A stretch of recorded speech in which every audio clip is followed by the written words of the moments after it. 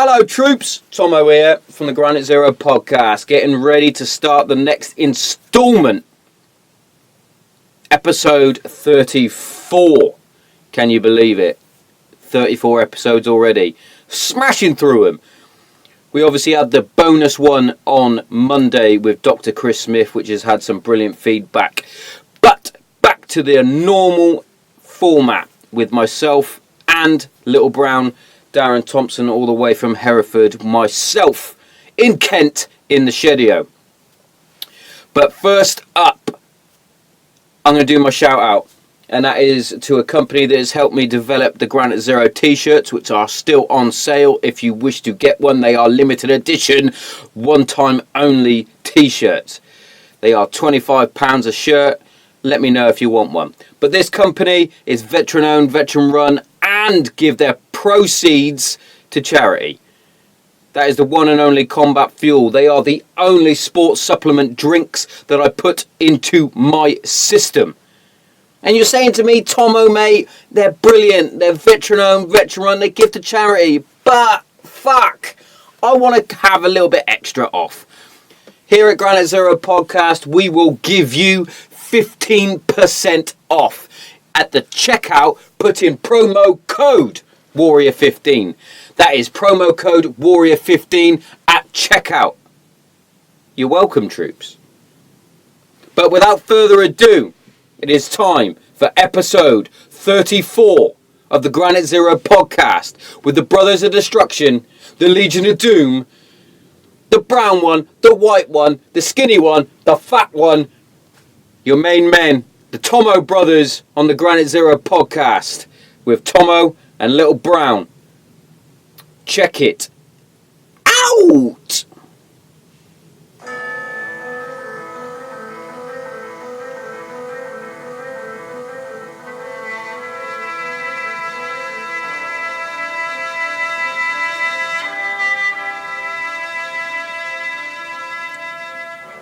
Hello, Charlie 1. This is Granite Zero.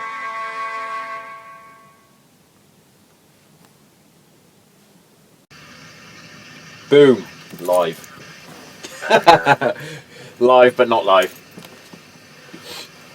I think there's a way of doing it through YouTube, but there is, but that involves stuff. Yeah. Oh. Got a cold then, have you, pal? Yeah. Been brewing a couple of days, and That's what happens when you work all the hours. I actually haven't had as bad a week as, well, not bad, but, you know what I mean? It's not been as heavy a week as I have done, but just working with the same people all the time, so if one person gets a bit ill. Yeah, that's always the way, innit? Everybody eventually gets it, don't they? Yeah, goes around in a circle. I'm quite lucky in that respect, because I literally work on my own pretty much. Pretty much just driving around doing work. Do you have a company car? It's we got security vehicles, haven't we? So we got those new hybrid Kias that cost the client fucking like 36 grand or something per vehicle. Ridiculous. And just drive it, jot about in one of them, mate. Yeah. So I did. Listening to the podcast, it was a good episode. I enjoyed it. I'll tell you what, I enjoyed it. I really did, because it's like you go down memory lane, don't you? And there's nothing better than doing that. I think sometimes it's good for the mind and that. But you like I said to you earlier, you could tell he's a lecturer. He's just got a way of speaking. I don't remember him being that posh at school, though. Yeah, but if you listen back to if you listen to yourself, you don't sound the same as you think you sound. That's a good point. You know what I mean?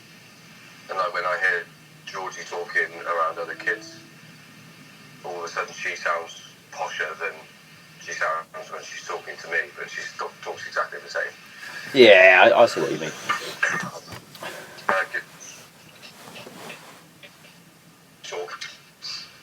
But it was a good episode. I really enjoyed it, and I know he's going to be listening to this one because he's an avid listener. He's one of the 3 fans that we got. But yeah, it was nice to take that trip down memory lane and that. Yeah, yeah. And it's also good to see a different perspective as well, because obviously the people I'm surrounded by, I've got the gunners that are down here, so we still talk the same, like in our own language. Not many people at work don't understand they don't have a clue what I'm saying most of the time. So it's nice to have the likes of Dunny and Shipper where I can effectively be myself. And then I'm pretty much the same with you, even though we've got our own way of speaking. We take the piss out of everything, and we're the most sarcastic people in the world, I feel. And then you go to Chris, and he's got different views about other things as well. He's a PhD. He's got his PhD and things like that, and it's just, as much as we do have little bits in common, we both like basketball, we both like rugby, that sort of thing. It's just he's just a completely different character, you know. He's it's just nice, you know, and to see how he, because I never really spoke to him while he was doing his PhD, so to see how he was, like, to hear from his own perspective on how he was feeling, you don't necessarily hear that from people that are doing courses like that. No. Like, that was I found that quite interesting because I've been thinking of different ways, you know, because this podcast only lasts so long. Yeah. Of talking about how your experience, because everybody would have heard it all. Yeah, exactly. Any recent episodes, and you know, there's plenty of people out there that, you know, like you got your boy Robbo. You said you've been speaking to another gunner that had to make a decision, like quite a big decision. Yeah, huge decision he had to make. Yeah. You know, and I think potentially, you know, you could talk to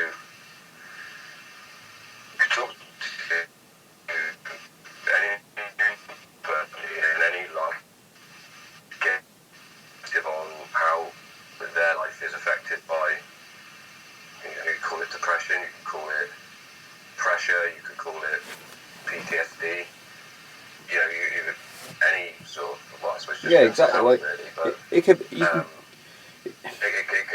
manifest itself in many different ways. Yeah, exactly. That's one of the big things that, like, mine never came to the forefront until I left, and we've spoke about that enough times. But it doesn't just stem from people in the military. It's not just military guys that get depressed, obviously, because there's loads of people out there that are suffering that don't speak up about it. It's coming more apparent now. It's like that, obviously, through ITV and things like that, they're trying to push people to talk about it and things like that. And starting this is helped me no end. You know what I mean?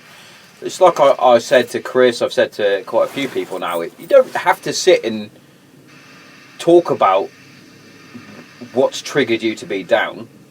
Me and you could just have a conversation about anything, and automatically you get those positive feelings going around you because you're talking to someone that you want to talk to. Yeah. Do you know what I mean? Yeah. Sorry if that's extremely loud on me. No, I didn't really hear it, mate. I think, because I was trying to think of ways to sort of, because what Chris was saying, like Chris wasn't saying anything. For that, I think a potential problem, and we can go into like the link you recently sent me, the YouTube thing, because I think it all ties into the same sort of bracket, which is what we're going to be careful of.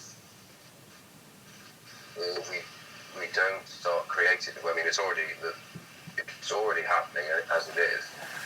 but there are people, and I can give you an example of something that happened a few years ago that has now triggered something that happens in my industry, being, oh, by the way, Hey! for those of you not on the video podcast, I'm wearing my Granite Zero t-shirt that arrived just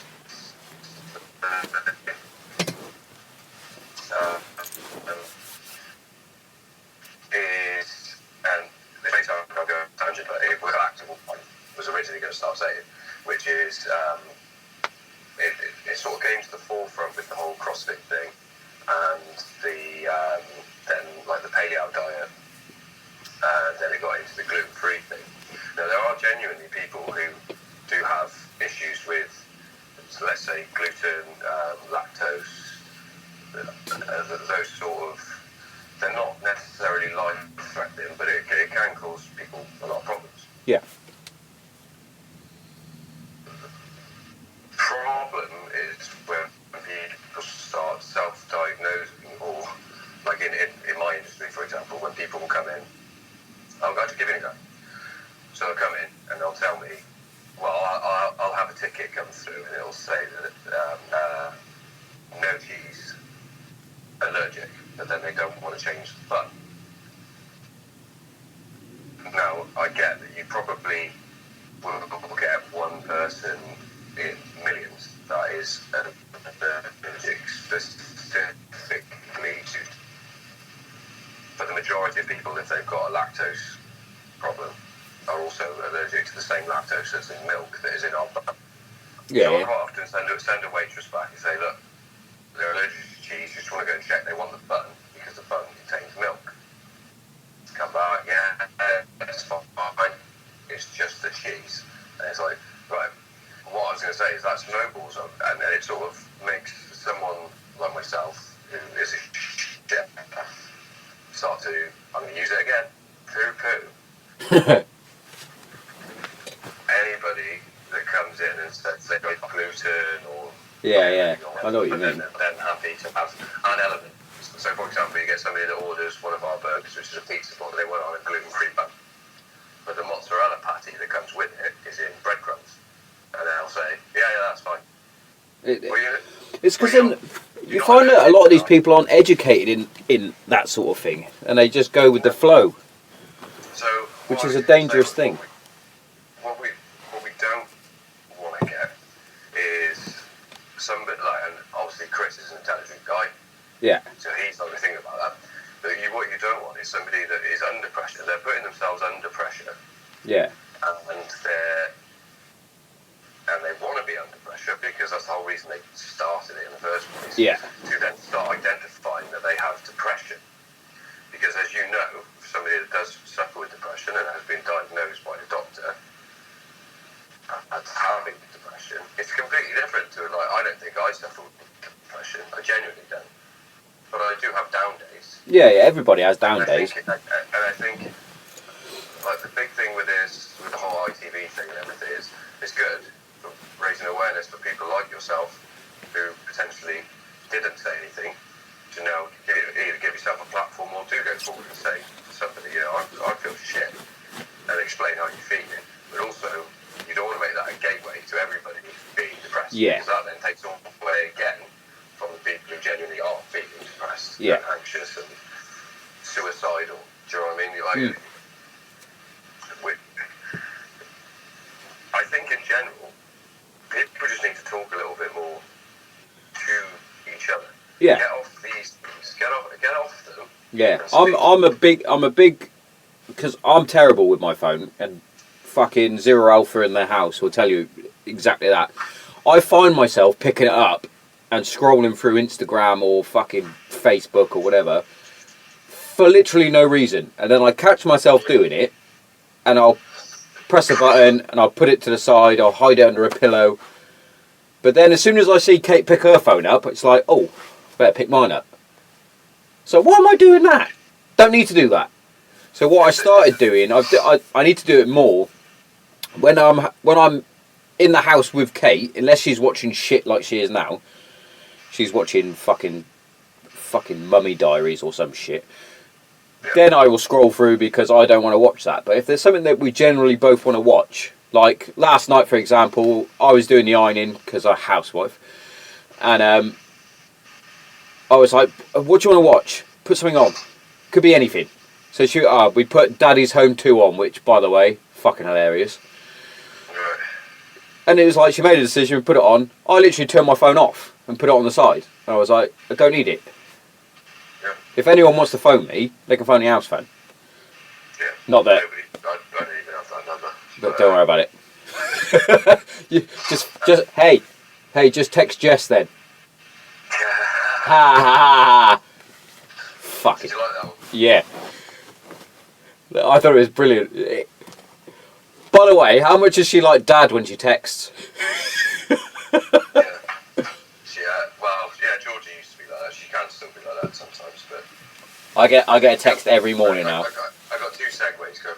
I feel like we have to explain that, but also what I was going to say was I'm not sure if I heard it somewhere or if I read it, or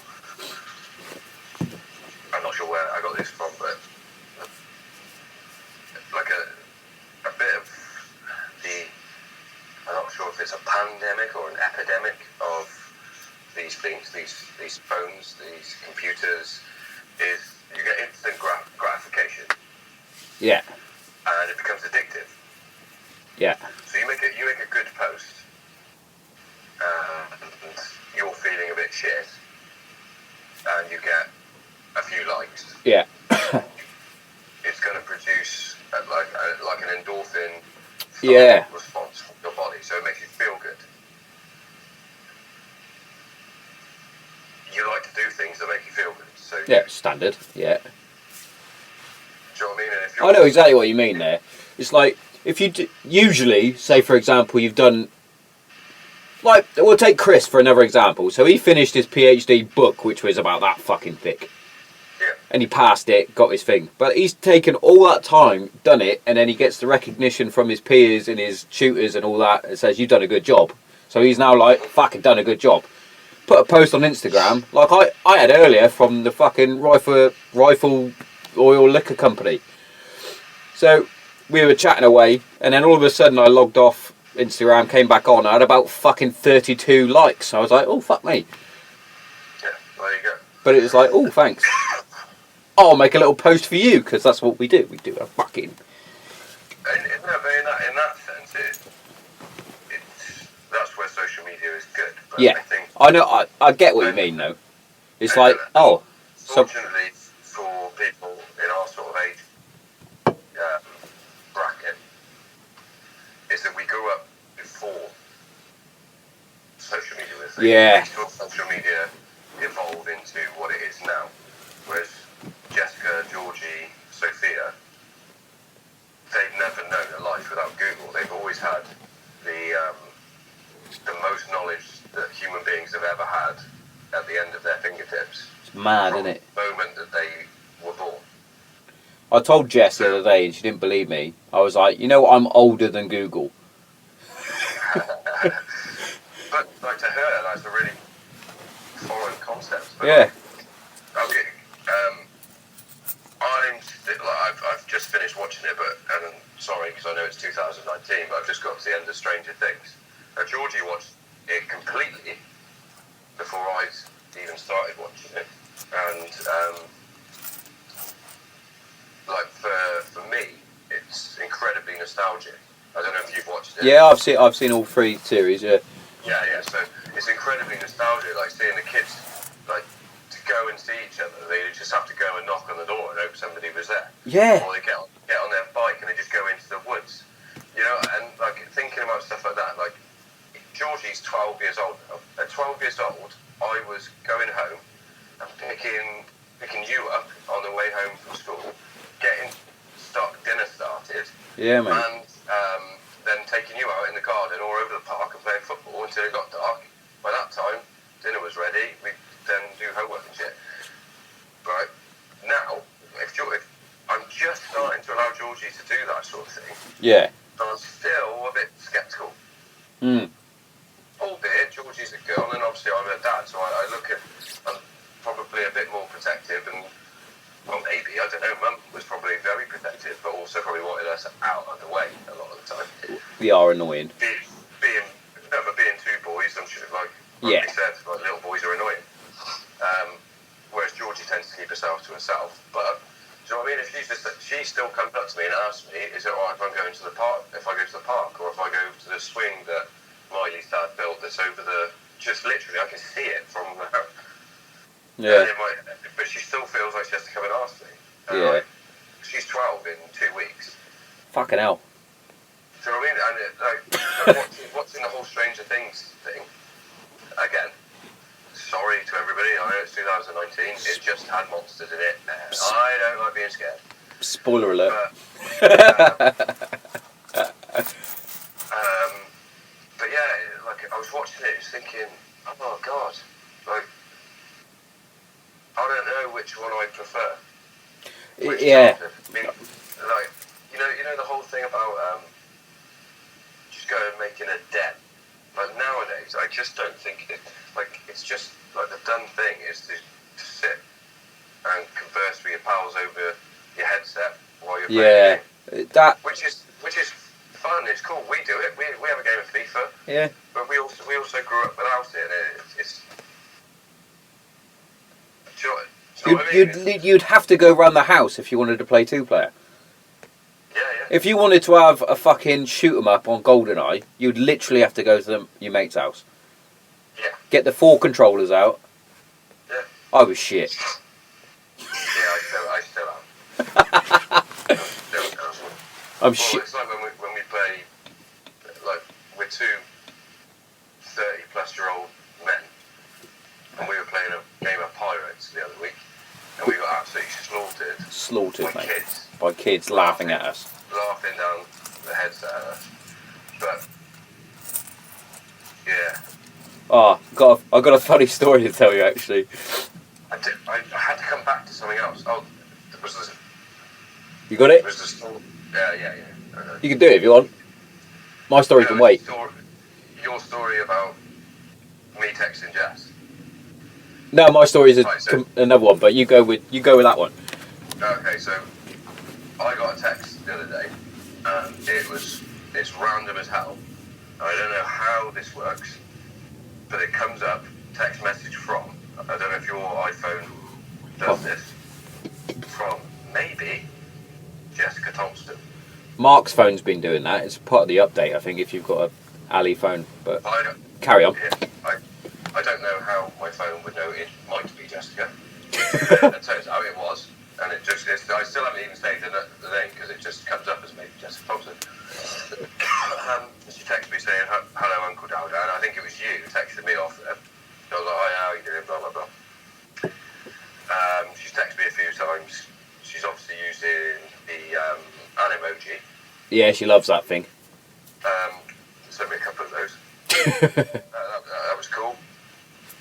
Sorry, United 1-2-1. Okay. Carry on. I need to keep that thought as well.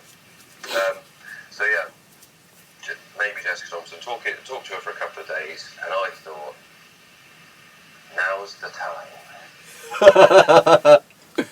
So I text Jessica saying, and this ties into the last podcast we did, I think it was the last one. Yeah. Jeff, I'll read the text so I don't mess it up. I know what I meant to say. Right. So the text was, well, she sent me for the video users, Yeah. an emoji of her face, which does actually look like a. She said, good afternoon. And I said, hello dearie, how are you today? I'm good. And so I put, are you having a good half term? Can you ask Daddy if he likes eating the worms? He loves eating worms in his shed. So Dad is with you at the moment. Yeah. And Dad is at the pub at the moment, but I'll text him. What do you mean, eating worms? And I said, just ask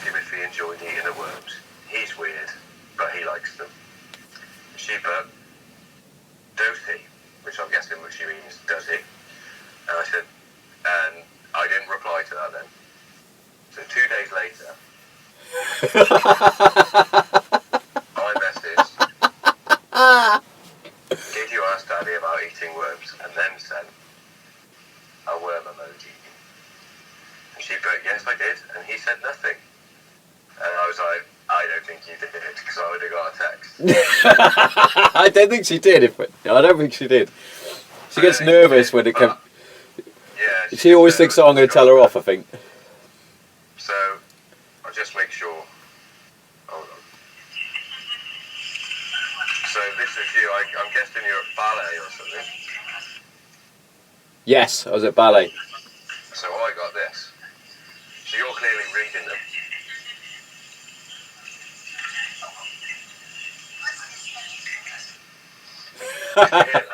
You're a dick. Which I then got told off for.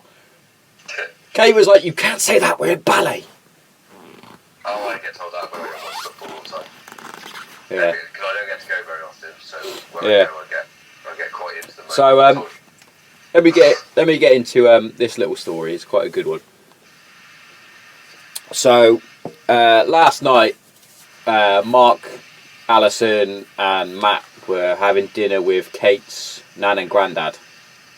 Now, I have mentioned previously on another episode and a post that I did on Instagram, Kate's nan is going through Alzheimer's and dementia at the minute.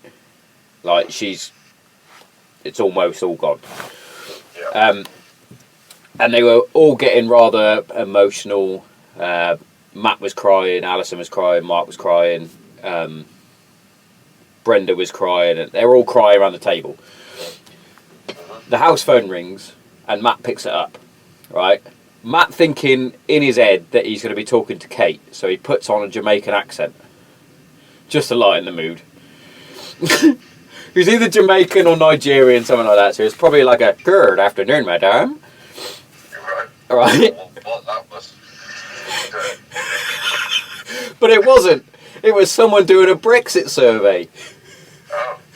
Matt had him talking for 15 minutes about Brexit and what his views were and what's going on and stuff about the weather. Should he close his car roof because is it going to rain and fucking all this? He had him, but they were all in stitches. And it's just the fact that they went from really emotionally upset to just Matt being a knob. Just uplifting everyone and then having everyone crying in a different way just through laughter. It was fucking just a really good story. I didn't really give it the justice it deserves. I'm sure if Matt's listening, he'll be like, well, I'll tell you how to do it properly. But yeah, that was rather uplifting. So what was the other thing you had your fingers crossed for? That's a thing that's not a thing. Oh, I forget now. You uncrossed it, mate. You forgot, didn't you?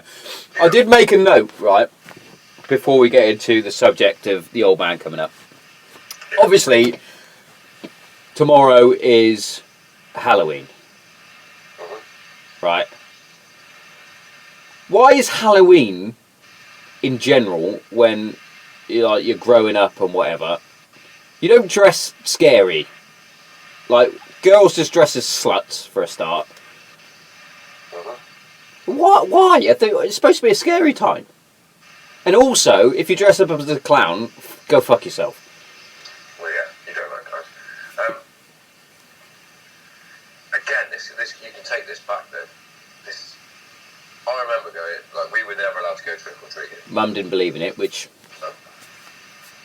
Meh. Well, bit of a grumpy. Yeah. Whatever. Whatever. That's just an opinion. But I do remember one year we got to go trick or treating, and we didn't dress very scary. We dressed as a bin bag with bits of tin foil attached to it. I don't even know what it was supposed to be. Well, what? Why do I not remember this? We went round. We went with Gemma, Mark, all those guys. Our costume was a bin bag with the arms and neck cut out with bits of tin foil attached to it. So I don't know We were in, what, boxing camp? The Sooty Snowman, maybe. I don't know. Dusty Bin. Biddy, biddy, biddy. I don't know what we were supposed to pick. We just... I remember once Next Door came over when they were really little, and Mum was like adamant she wasn't going to give like any sweets, so she gave them 20p. Yeah, 20p went a long way back then. That's 2 bags of fucking penny sweets, that mate. But also, trick or treat used to be... Used to be trick or treat. Yeah, so if you said trick, you'd get like you have to put your hand in some Goop. rice pudding or something. Yeah. I remember getting in trouble hedge hopping. Rice pudding. Hedge hopping? Yeah. Rosemary Gardens? Why is that a thing? It hurts. Rosemary Gardens, remember that? Yeah. Everyone hedge hops at Rosemary Gardens because it's just a big row of houses with not really any hedges. Yeah. But it's just... The girls love it. I think they just... Georgie's just decorated all the front of the house all around. We've done all the... We've got all the fucking... We've got all the pumpkins and that, obviously. Pumpkin picking. But it's like... Why? It's becoming more of a thing. I feel. Yeah, well, again, it's the whole internet and the American influence, and they're watching American shows. Yeah, I suppose you were. We had 4 channels when we were a kid, mate. Yeah, until Channel 5 came, mate, and then it was Friday night porn time. Yeah, for sure. Many hours. Well, 30 seconds. RTL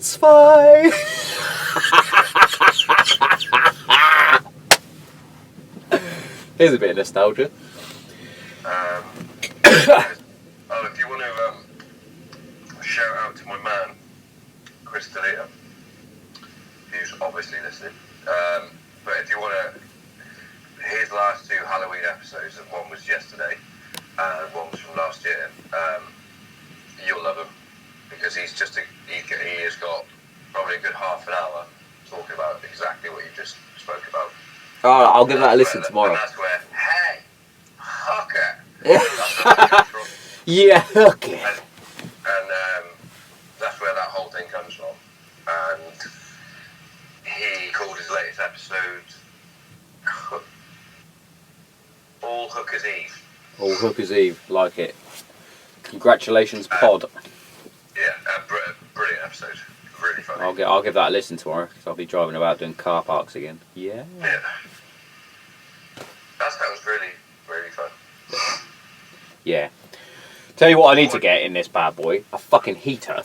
Shit. It's going to be a cold winter in the shed. I had a really good one. In fact, the next time you're up, you can have... I've got the one I had for the garage, but obviously the garage is now a gym. So you don't need a heater. But I've got the wall-mounted fire thing. It's like a hologram fire thing. but it'd be really good in there. Oh, nice. Expensive to run though. In general. In generale. In general. I don't know what that is. Yeah, so the old man came up, didn't he?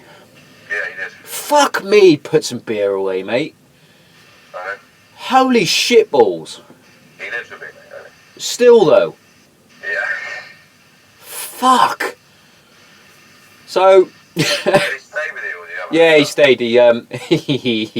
We put him in the girls' room, didn't we? So the girls are on the top bunk, he was on the bottom. Oh no.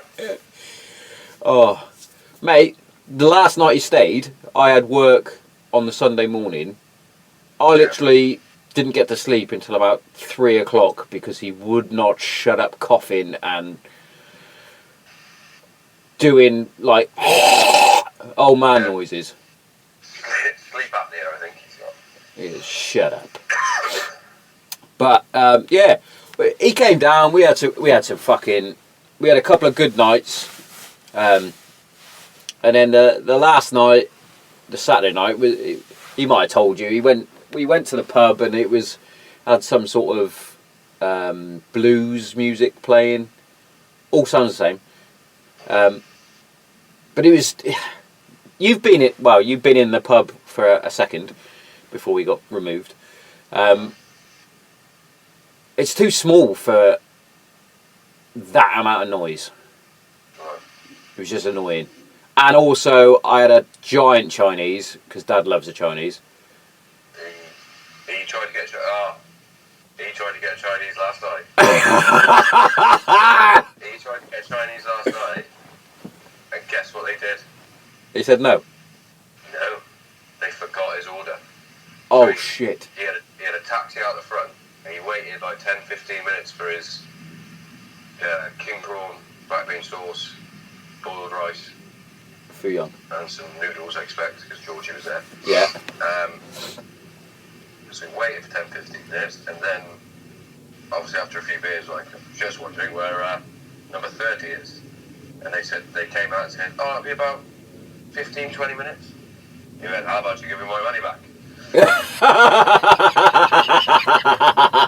He'd already been waiting, hadn't he? So he was not happy. Not a happy bear. But the last time he was back home, being here, he actually cooked for himself a few times. So I don't know if me taking the piss enough and letting enough people know that he had Chinese Every night. day for a month. It's not good for you. I think that may have got back to him as Yeah. maybe that's not the way to be. No. But tell you what, it is nice to see him when he comes down. Quite funny, right? So we've got new carpet going up the stairs, and obviously we've got our wood floor, which we keep as clean as possible. So we don't really like people walking around in shoes. Like a house rule, right? Standard, you take your shoes off, don't you? Whatever. Dad, Mum, and Mike, whenever they come round, they leave the shoes on. They fucking scuff my floor. So, jokingly, I text Dad, said, did you bring your slippers? He said no. I'd have to go back to Hereford to get them. So me being a cheeky fucker, I would have bought him some from Asda. So he came in, I went, put them on. He left them here though. Yeah, funny mate. But yeah, it's good. I couldn't do it every night like he does, but I do enjoy going to the pub, having a chat with him. He goes off on his stories, doesn't he? He was having a fucking argument with a bloke at the bar about geese and geeses. Say again? Yeah. So there was a piss bloke at the bar that was going on about, is it gooses or geese or Geese. goose for the plural, yeah, you know. It's geese. Yeah. Anyway, they were going off on that, and then they were like, there is one that means more than one, but also means one. And I was like, going, sheep in it. You don't get sheeps. And they were like, no, you changed the double E for a double O. And I went, there's no such thing as a fucking shoop. There is. Shoopily doopily doop. But yeah, it was really good having him down. But he had the ump because there was no real ale on. Yeah, I don't know where that's come from. It's annoying. So there was no real ale on, so we got on the Guinness, didn't we? Yeah. I like Guinness, but it's filly. Yeah, I don't mind a pint or two. So on the Saturday, I had the giant Chinese, then I had a couple of Guinnesses, and I'd sent you the photo. Yeah, it's I had a full-on food baby going on, and that lasted for about 2 days. I was like, Jesus. I hate it. I've Never been so bloated. I've become rubbish with eating food because it's not just where I work. It's just chefs in general. But you go on any chef's page, you'll see there's quite often a meme will go down next to a bin, shoveling in food. Yeah. For the general, like, it's a bit like we refer to the general people a bit like the military call them civvies. Yeah. It's like you guys get to eat all year round from any meal that you want. Yeah. That someone's cooking that for you. But what you don't realise when you sit down and you eat that meal is that somebody has been working round the clock making sure that you can eat that food. And you know, especially if you eat out a lot, you tend to forget that. Yeah. I mean, our kitchen's pretty good. We thank you for your service. you can see our chefs working. Yeah, yeah. Which I like that. But it always makes me laugh. Because you'll still get people who sit upstairs asking how long their food is going to be. And sometimes you think... You get all the fucking tickets, you guys. You can see. You can see how busy I am. It's not like we're sat down doing nothing. Yeah. We're going at 100 miles an hour here, and we're trying to feed all of you people within a respectable time. It just makes it like... that sort of segues back to what Chris was saying, because like I think in any job, like you take someone that's doing a PhD, or you take somebody that's coming under some sort of gunfire, like there's different stresses, there's still stress. Yeah. And I spoke to lots of people, like my job is not mentally tiring, and it's not physically tiring, it's both, all the time. Yeah. But you get used to it. Yeah. You get used to it. I'll get a new waiter come up to me and say, "Oh, I'm knackered, I've been to college today." He's like, "What time did you start college?" "Oh, midday." Oh, fuck off, cunt. No, but to that young person, like, I've mellowed out a little bit, because that same person will come up to me on a Sunday and go, "I'm working all day today." "Well, what time did you start?" "You started at 12 now." "What time did you finish?" "About 8. Like, you're not working all day then, mate. You're working the same as my half day. Fuck. Your 8 hours that you're working the same as my half day. But to them, that's still stressful. They've still got to deal with the public. They've still got to do their little bits and bobs. In the same way that mine is both mentally and physically, because I'm constantly trying to organise what's going in and out of the kitchen. I'm moving about constantly. I'm stood up for long periods of time. That must be in clip, mate. And that's stressful. And you can see why a lot of chefs, a lot of long-term chefs, they turn to drug, alcohol abuse. They have breakdowns. They leave the industry because it's hard to take. And it wouldn't matter if you were a hardened soldier or a hardened police officer that decided they wanted to be a chef. You'd still look at it exactly the same. Yeah, you'd still go. The other way round. Do you know what I mean? It's just. I think. Just going back to that, I think it's just important that any of the listener that's left, you know, if you are feeling a bit stressed and a bit, don't let it become any depression. Yeah, the more you leave it, the worse it comes. Obviously, I don't want to isolate anybody who actually suffers with the condition depression from the get-go, but I do feel like depression. I'm not a fucking psychologist by any stretch, but I do believe that it can become a thing. Yeah. Not from an incident, from just being constantly going to work and feeling like shit. Well, yeah. You know what I mean? Yeah. Like, And it's like it doesn't have to even be stress-wise. It could be that you feel like you bust your balls for somebody every day of the week, and all you get is, well, you get your 15-minute coffee break and your half-hour lunch. What more do you want? You get paid for every hour that you're there. Yeah, exactly. You know, sometimes people feel like they're worth more than that. And Yeah, it can also come out of nowhere as well. Just course, from emotion, from just being emotionally drained. Like, I know I probably shouldn't really talk about it too much, but even Kate's mum, when her dad passed away, she then became quite down and depressed. But that's just a way of, sometimes you can't deal with it at the time, and it manifests in other ways, and it really brings you down. It's but like you said, with stress, if you leave it too much, and you don't. Sometimes you might need to say to your boss, your manager, and mate, oh, fucking give me a break, will you? Yeah. And sometimes that's all you need. You need that.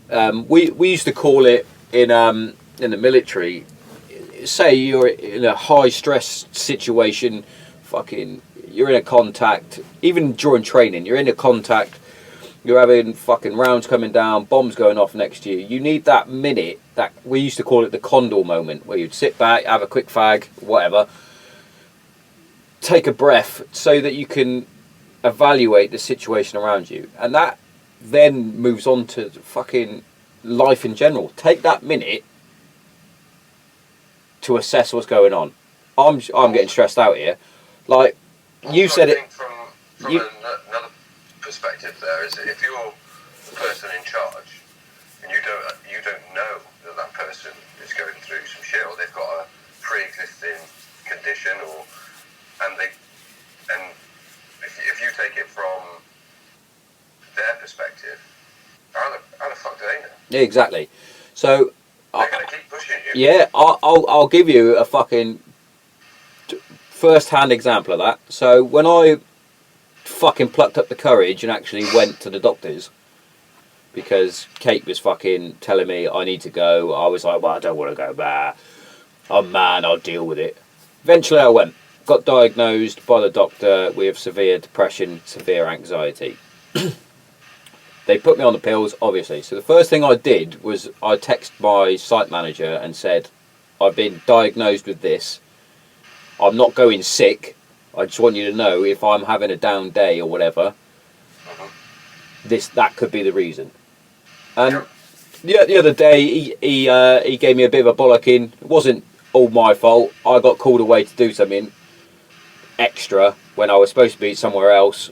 I came back, he was there, didn't see me there, so basically in his head I'm not doing my job when I was. But anyway, we had a bit of a Barney. I was standing up for myself, but also taking the bollocking the right way, where I was like, yeah, I understand, but this. He was like, blah blah blah. He then gave me a proper rollicking, fair one, shit rolls downhill. He drove off, and then he was like, hang on a minute. And then he came back, and then we had a proper chat. We both cooled down a bit, had a proper chat, and he was like, look, I understand, blah, blah. It was like, but those little things could then, if I was in a down day, for example, that bollocking could have set me off as a trigger, and then I'd be like, But, in the same breath, I don't want to be treated any different to any other staff. If I fucked up, I fucked up. Yeah, but it's different if you don't do your job.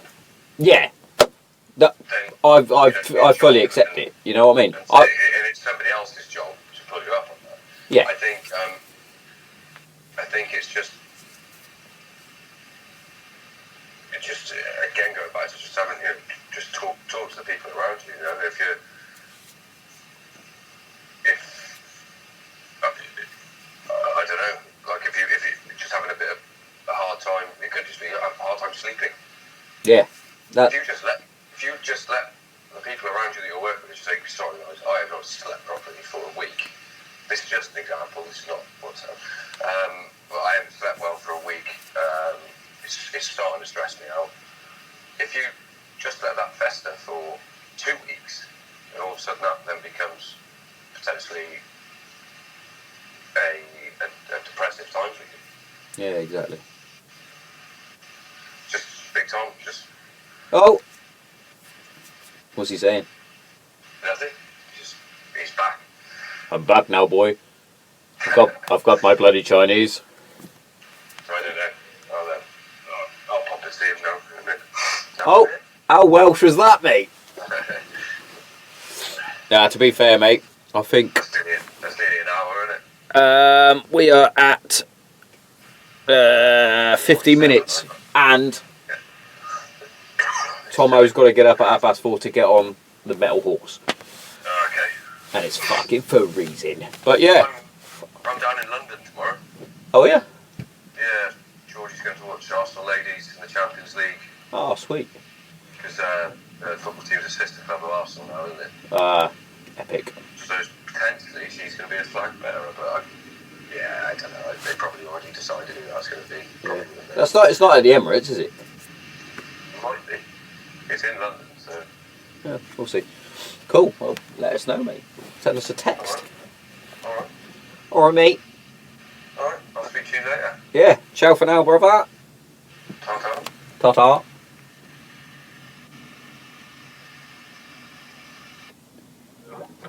Another fantastic episode there with Little Brown and the Thompson brothers coming at you, as always. Fucking brilliant. I love talking to my brother, and we've discussed so many different topics there, but it's like we've said fucking time and time again, it is better to talk about it. If you feel it's like you're getting to the point where you need to talk, then talk. But it's time for me to close up this episode, so as always, with thanks to Combat Fuel. Again, if you need a discount on that, put in the promo code Warrior15 at checkout. But as always, as they say in the regiment, per ardor, yeah, through adversity. I'm Tomo, and I'm out.